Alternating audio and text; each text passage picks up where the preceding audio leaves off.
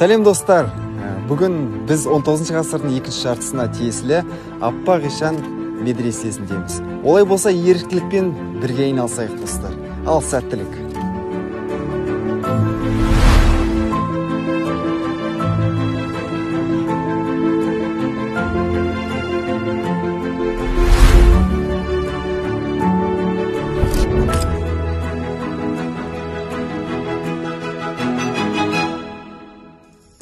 Негізінен келгенде еріктілік дегеніміз барлық адамның қанында бар нәрсе болып табылады.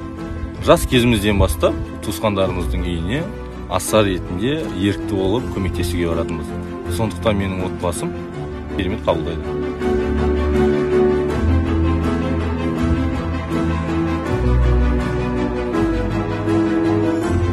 Аппақ Ишан тарихи медресесінде көріп тұрған мына талдардың түбін қопсытып, ақтау жұмыстарымен айналысып жатырмыз.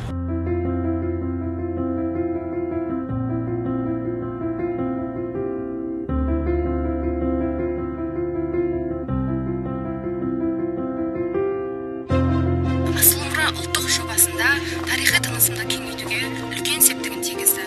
Мен мұнда өзім сияқты жас еріктілер достарымды таптым.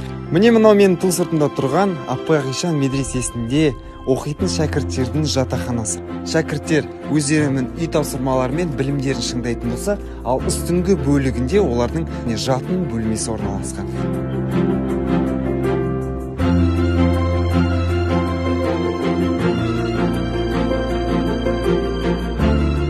Аппақ Ишан мешіт медресесінде ерекше сәулет орындарының бірі бұл, яғни мешіт медресенің үстіңгі бөлігінде орналасқан мынау тұрған күмбездер.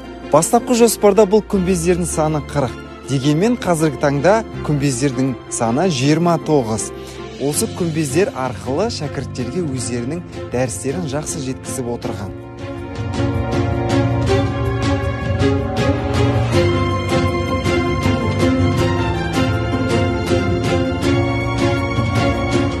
Облысы біргеміз тазалеп еріктілері Аппақ Ишан медресесінің тазалығымен айналысуда.